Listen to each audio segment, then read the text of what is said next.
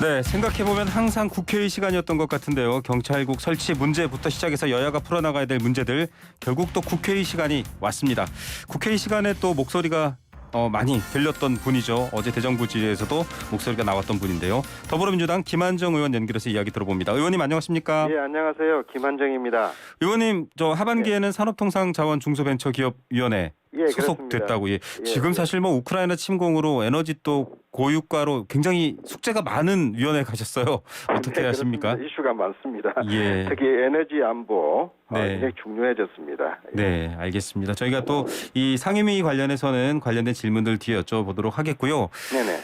이게 의원님도 국회에 오래 계셨고 또 여러 정치 활동을 하셨는데 문자 메시지 이거 기자들한테 많이 찍히잖아요. 어제 이 권성동 직무대행의 문자 이거 지금 여파가 커지고 있습니다. 어떻게 평가하세요? 뭐 단순한 실수나 해프닝으로 보기는 씁쓸하죠. 네. 근데 저는 어제 이 사태가 대통령과 집권당의 사실 지금 대표 권한 대행이니까 집권당의 1인자하고 네. 소통할 수 있습니다. 네네. 근데 형식도 문제고 내용은 더 문제다 이렇게 생각을 합니다. 또 문제고 내용은 더 예. 문제다. 예. 예. 형식은요. 우선 대통령의 여러 가지 사무, 네. 그다음에 업무는요. 냉정히 말해서 모든 것이 국가 기록의 대상입니다. 아, 네. 부부간의 사적 대화는 모르겠지만 대통령의 문자 정도는 정치 그러니까 여당 대표와는 통치 사료로 모든 것들을 다 기록하게 되어 있습니다. 통치 사료로 기록되는 문제다. 네. 대통령께서 업무 시간에 이런 텔레그램을 이용해서 네네. 문자로 교신을 해서 네. 한다. 이것 자체는 문제가 되면 상당히 심각한 문제가 될 수 있습니다. 대통령께서 인식을 못하는 것 같아요. 아니 근데 이거 지금 사적이고 뭐 확대 해석하지 말라 이렇게 지금 해명을 하고 있는데 그럼 이게 사적인 게 아닌 게 되는 건가요? 당연하죠. 어떻게 집권당의 대표와 당무를 문자로 하는데 네네. 그게 어떻게 사적인 것이고 별 문제가 안 되겠습니까? 예. 우선 대통령은 대통령 재임 기간에는 네. 자신의 모든 업무 행위가 네네. 국가 기록의 대상이 된다는 것을 자각하실 필요가 있습니다. 예. 아마 제대로 된 비서관이 있다면 대통령으로부터 핸드폰을 압수하셔야 될 겁니다. 예. 두 번째로는요. 내용은 더 문제입니다. 네네. 그 표현들이요. 네. 정말 아주 짧은 대화인데 네. 상당히 많은 것을 이야기해주고 있지 않습니까? 그래서 더 지금 언론도 관심이고 국민들도 조금 약간 매우 민망하고 당혹스러워할 것 같아요. 예. 대통령이 구사하는 언어 품격도 그렇고, 네. 뭐 또 내부 총질이라는 표현도 그렇고, 네네. 또 집권당의 대표가 뭐 잘 받들어 모시겠다, 뭐 일사불란하게 하겠다, 네네. 이런 내용들을 보면서 과연 이게 민주정치인가, 민주정당인가, 네. 좀 의문을 갖게끔 할 수도 있을 것 같아요. 그래서 이번 사태를 가지고 뭐 정치적으로 너무 확대해서 그래서는 안 되겠지만 네네. 교훈으로 삼아야 될 것 같습니다. 대통령님도 그렇고 여당의 대표라는 분도 평소에 말씀하시는 이 네, 여러 가지 매너나 내용들이 좀 품격 문제가 있었지 않습니까? 사실 뭐, 그래서 국민들한테 자꾸 네. 불편하게 만들어요. 예. 김한정 의원님께서도 사실은 청와대에서 또 지근거려서 대통령을 보자 하셨었잖아요. 그래서 여쭤보겠습니다만 지금 사실 뭐 김건희 여사 문제도 그렇고 네. 자꾸 이제 대통령의 행동을 직접 비판할 만한 여지들이 많아집니다. 그러니까 두 가지가 궁금한데 이게 안에서 직접 일해보신 분으로서 보기에는 예. 이게 왜 이렇게 되는 건지 국민들이 의아한 점이 하나 있고 두 번째는 대통령의 의중이 그러신 건지도 궁금해하시는 분들도 있을 것 같고요. 글쎄요, 뭐 저도 이제 지금 경제 위기 상황에서 네. 또 안보 정세나 국제 정세가 굉장히 어렵지 않습니까? 네. 야당도 초당적으로 협력해야 될 부분들이 있습니다. 네. 그러려면 대통령께서도 말로만 협치가 아니라 네네. 국민 여론도 존중하고 야당도 경청하고 네. 그렇게 해서 뭔가 실수가 있더라도 네. 또 조금 아쉬운 점이 있더라도 그래도 힘을 모아나가는 것이 필요하거든요. 특히 임기 초반 아닙니까? 그렇죠, 그렇죠. 근데 그런 부분에서 과연 야당 탓, 언론 탓, 국민 탓을 할 수 있을 것인가? 네. 이런 문자를 보면서 국민들이 에이 뭐 이런 거 가지고 뭐 그래 네네. 하는 분위기가 아닌 이 현실. 네. 이것이 무엇을 이야기할 것인가. 네. 조금 우리 집권 여당을 이끌고 가시는 분들이 조금 자기 성찰이 필요한 시점이다. 예, 이렇게 생각하고 알겠습니다. 그쪽에서 좀 풀어야 될 부분이 있다. 이런 또 제안을 해주셨고요. 경찰국 신설 관련해서도 뜨거웠습니다. 대정부 질의 때도 행안부 장관 경질해야 된다 이렇게 또 총리한테 요구를 하셨었어요. 같이 일했던 분이시기도 한데, 네네. 예, 계속 지금 이상민 장관은 경질해야 된다 이런 입장이신가요? 뭐 하든 안 하든 그거는 뭐 임명권자의 판단이겠지만요. 네네. 정말 이 사태를 심각하게 생각한다면은 응당 그런 조치가 있어야 된다고 하는 것이 제 생각인데요. 네네. 대통령 지금까지 스타일을 볼 때 글쎄요. 네. 근데 이 문제 어제 왜 경제 분야 질인데 뭐 정치 이야기하냐, 예, 여당 경찰국 항의도 이야기하냐 받으셨어요. 하긴 네. 하는데요. 정말 잘못 짚으셨어요. 네. 경제가 지금 어렵다면은 경제에 집중해달라. 네네. 그것이 제일 중요한 경제 정책입니다. 예. 그렇지 않습니까? 네. 지금 입으로만 경제 이야기하면서 하는 일은 경찰국 신설이다. 계속 사회 갈등을 유발하는 일을 집권 여당이 하고 있어요. 네.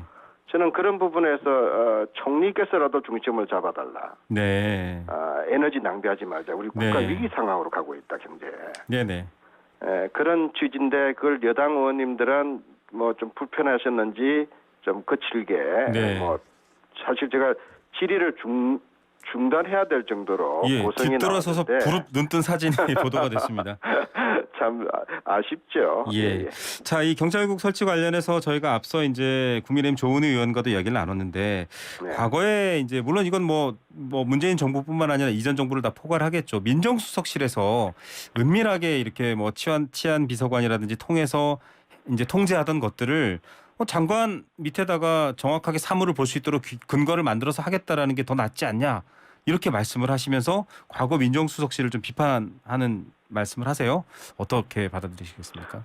그런 면도 일리가 전혀 없지 않습니다. 뭔가 투명하게 하고 제도화하고 또 책임 있게 하고 예를 들자면 청와대 민정수석에서 경찰청장한테 무리한 또 위법적인 또는 문제가 될 수 있는 일을 과거에 했다. 네.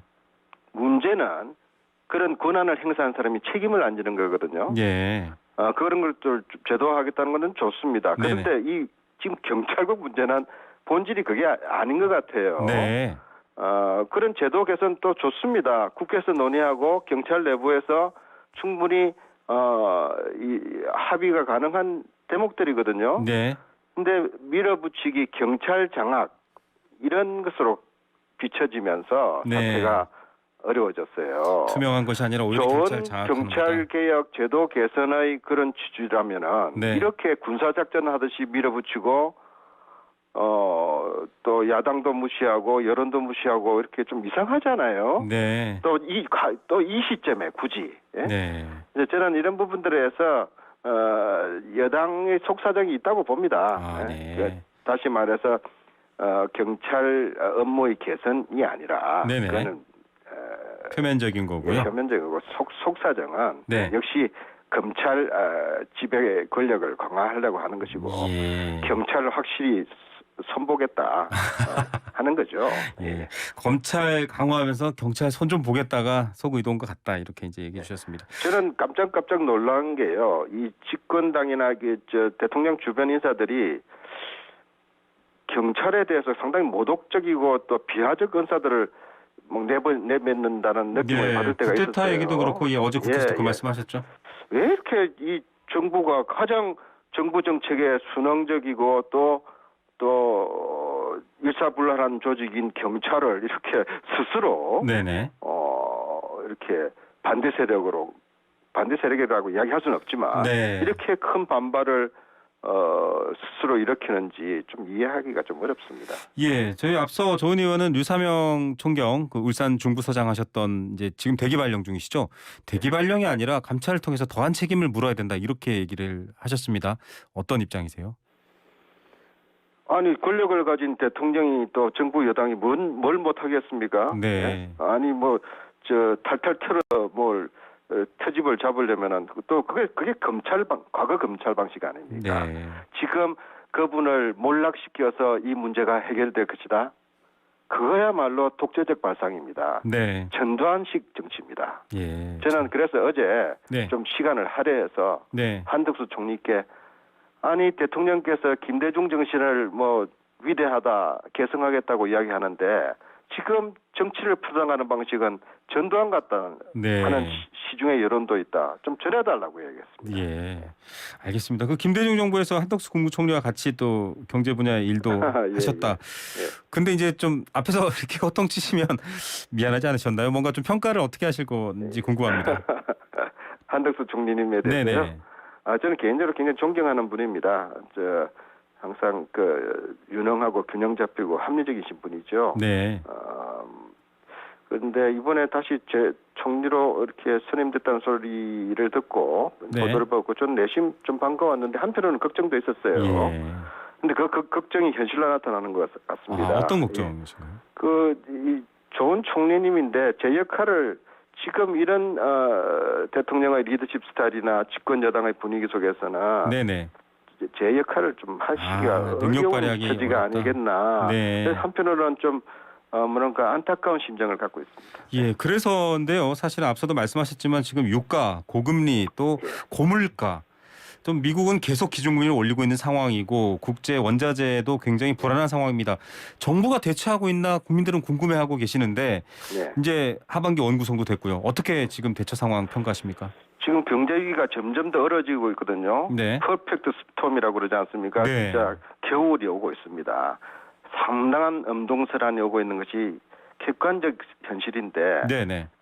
자꾸 뭐 괜찮을 거다 이렇게 정부가 호도해서는 안 되고요. 네네. 우선 국민들의 지금 고통지수가 네. 현실로 나타나고 있지 않습니까? 예. 근데 문제는요, 정부가 국민에게 경제 문제를 설명하고 또 대처하는 방식이라고 생각합니다. 네네. 우리 국민들이 지금 국제 유가 문제 또 세계 경제 환경 코로나 때문에 경제 활동이 죽이고 다 모르고 있지 않거든요. 네. 그리고 정부가 지금 이런 정책을 내더라도 근본적으로 외부 변수들 또 상수들 네. 결코 호락호락하지 않다는 것도 이해를 합니다. 우리 국민들이 그렇게 무지하지 않잖아요. 네네. 그런데 왜 지금 당장 경제가 안 나와준다고 원망하는 게 아닙니다. 네. 이 경제에 집중하고 국민 통합을 하고 또 그런 면에서 겸손하게 정책을 하나하나 차분하고 안정감 있게 풀어나가면서 국민들의 지지를 받아야 되는데 네. 맨날 이전 정권 탓이나 하고요. 네네. 또 막 상대를 비방하고 자기 잘못은 하나도 없어요. 예. 지금까지 지금 2달 동안 사실 그렇지 않습니까? 대통령께서 경제 대책 회의도 하시지만 뭔가 진정성 없어 보여요. 예. 대부분의 에너지는 실질적으로는 이제 국회에서 야당 어떻게 하면은 예. 뭐 대북 관련 민망할까? 문제들. 네. 또 검찰 다시 어떻게 과거의 그 권능을 회복할까? 네. 이런 것 같아요. 또 정적에 대해서 또 어떻게 하면 좀 겁줘서 좀 상황을 만들 건가? 예. 뭔가 좀 국민들의 신임과 안심을 얻는 그런 정치 행위보다 네네. 뭐라 그럴까 이렇게 자꾸 갈등을 유발하고 네. 국민들이 바라지 않는 쪽으로 자꾸 가는 그런 일련의 그런 행동들이 지난 2달 동안 반복되고 누적이 되니까 예. 바로 그것이 지금 대통령 지지율 업무 수행에 대한 평가가 네. 부정적에다가 60% 이상이지 않습니까? 네네. 내일 대통령 선거하면 대통령 당선이 안 될 겁니다. 네. 왜 이런 정치를 하시나? 네. 저는 어제 그 문제를 상당히 저는 야당이지만 네네. 정권에 고언을 한 겁니다. 예. 경제 분야를 물어야 어차피, 되는데 물을 수 어차피 없는 상황이다 당선됐고, 이렇게 말씀하셨습니다. 5년 임기 있고 정치 잘해서 우리 국민들한테 도움되도록 하는 것이 좋은 정치 아닙니까? 예. 또 그래야 본인도 좋은 대통령 되고 또 여당도 그래야 또 집권당으로서 성공하는 길이고 예. 정치는 서로 상대를 죽이는 것이 아니라 서로 성공하는 거라고 생각합니다. 저는 김대중 대통령을 야당 때부터 모셨고 그분으로부터 정치를 배웠기 때문에 바로 이런 것들이 지금 현재 우리 국회나 또 정치권에 공유되고 있지 못하기 때문에 우리 네. 국민들의 총체적 정치 불신 네. 또 그런 것들이 현재로서는 힘을 가진 대통령한테 대한 원망 이런 것으로 귀결되고 있지 않나 이렇게 생각하고 있습니다. 네, 알겠습니다.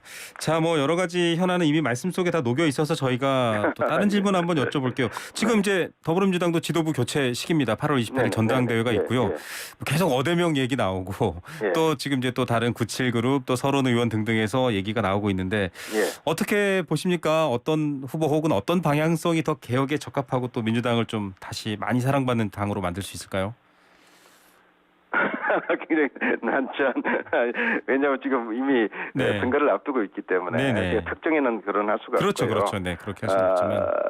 민주당은 여러 가지 건강한 경쟁 네. 속에서 보다 납득할 수 있는 그리고 서로 단합할 수 있는 지도부를 구성하게 될 것입니다. 네. 또 그런 이제 공감대가 형성이 됐고요. 네.